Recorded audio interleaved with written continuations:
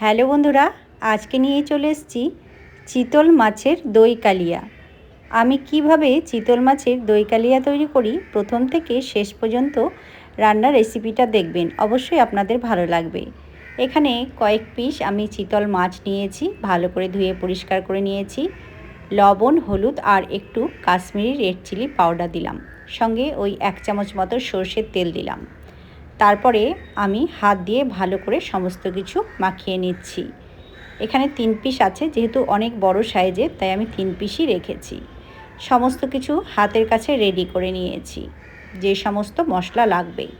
এখানে পেঁয়াজ, আদা, রসুন, টমেটো, কাজু, কিশমিশ এই সমস্ত আছে, আর কাঁচা লঙ্কা পরিমাণ মতো নিয়েছি। আমার যতটা মাছ ঠিক ততটাই মশলা কিন্তু আমি ব্যবহার করছি।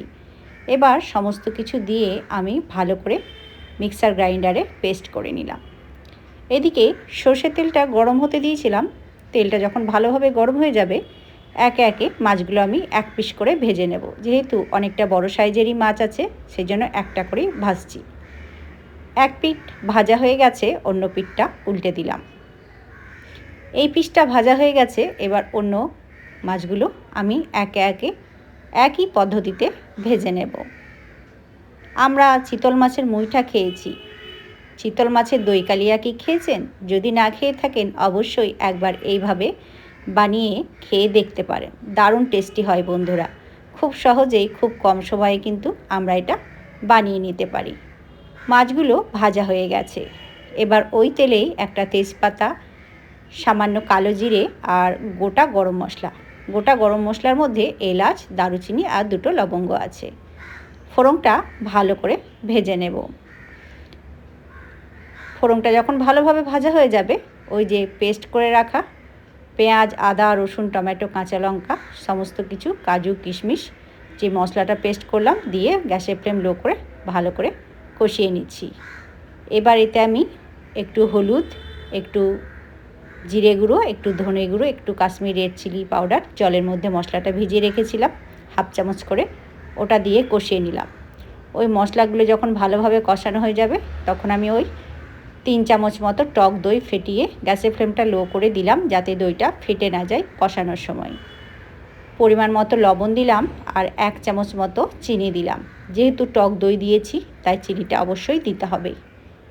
কয়েক টুকরো আবার কাঁচা লঙ্কা দিলাম। যে যেরকম ঝাল খাবেন ঝালের পরিমাণটা বুঝে দেবেন। এবার ওই 1 বাটির মতো জল দিয়ে ঝোলটা ফুটিয়ে নিয়ে ভেজে রাখা মাছগুলো আমি দিয়েছিলাম। তো 1 পিঠ আমি ঢাকা দিয়ে সেদ্ধ হতে দিয়েছিলাম। ঢাকাটা খুলে নিয়ে অন্য পিঠটা আমি উল্টে দিচ্ছি। খুব সাবধানে কিন্তু উল্টে নিতে হবে, যেহেতু মাছগুলো নরম, সেই জন্য যাতে ভেঙে না যায় একদম সাবধানে উল্টে নেব। তো হয়ে গেছে। নামানোর আগে আমি একটু গুঁড়ো গরম মশলা দিলাম, তারপরে ভালো করে নেড়ে চেড়ে মিশিয়ে নিচ্ছি। ওপর থেকে কিছুটা পরিমাণ ধনেপাতা ছড়িয়ে দিচ্ছি। একটু ফুটিয়ে নিয়ে গ্যাসের ফ্লেমটা বন্ধ করে দিলাম। তৈরি হয়ে গেছে আমার দই চিতল কালিয়া। কেমন লাগলো বন্ধুরা দই চিতল কালিয়া রেসিপিটা? অবশ্যই কমেন্ট বক্সে লিখে জানাবেন। আর ভালো লাগলে ভিডিও ছেড়ে যাওয়ার অবশ্যই আগে একটা like, comment, share and subscribe করতে কিন্তু ভুলবেন না। আমার রান্নার রেসিপিগুলো যদি ভালো লাগে অবশ্যই আপনারা লিখে জানাবেন। গরম গরম ভাতের সঙ্গে আমি এটা পরিবেশন করব। কেমন লাগলো চিতল মাছের দই কালিয়া সেটা কিন্তু জানাতে ভুলে যাবেন না বন্ধুরা। কত সুন্দর কালার এসছে দেখুন, দেখেই মনে হয় খাই, তাই না? দারুণ টেস্টি হয় বন্ধুরা। খুব সহজেই কিন্তু আমরা এরকমভাবে রেস্টুরেন্টের স্বাদ বাড়িতেই পেয়ে যাব। সকলকে ধন্যবাদ।